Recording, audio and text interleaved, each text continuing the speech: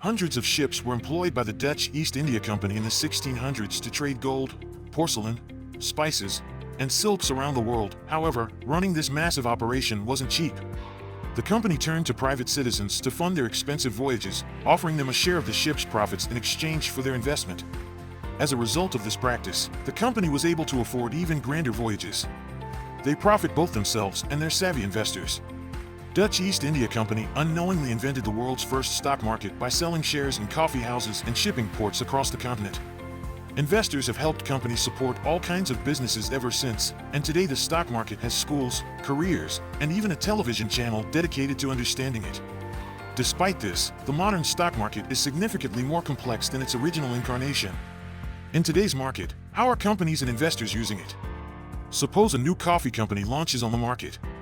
The company will first advertise itself to big investors. They can invest in the company and sponsor its initial public offering, or IPO, if they think it's a good idea.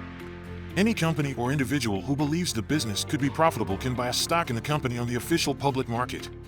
By purchasing stocks, investors become partial owners of the company. By investing in the company, they help it grow, and as it becomes more successful, more buyers may see potential and buy shares. The price of those stocks increases as demand for them rises, raising the cost for prospective buyers and increasing the value of the stock people already own.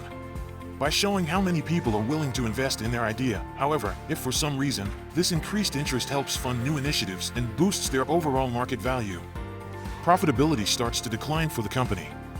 The reverse can also happen.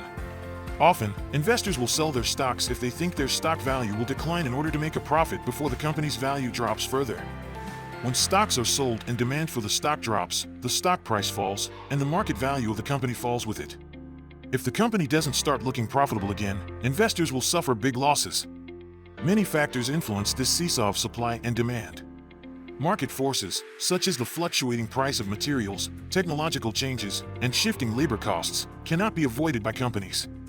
New laws and trade policies may worry investors, as well as changes in leadership or bad publicity.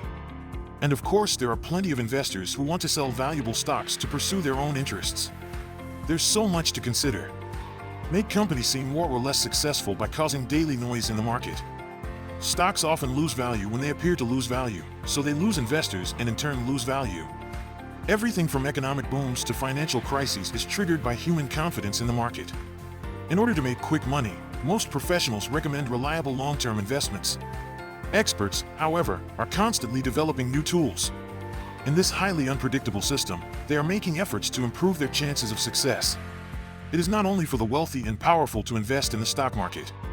With the dawn of the internet, everyday investors can buy stocks in many of the exact same ways a large investor would. And as more people educate themselves about this complex system, they too can trade stocks, support the businesses they believe in, and pursue their financial goals. The first step is getting invested. Would you like to pursue your own financial goals? You can read The Richest Man in Babylon for free with Bookey. Besides timeless advice on money making and investing, you'll also get a glimpse into ancient Mesopotamia.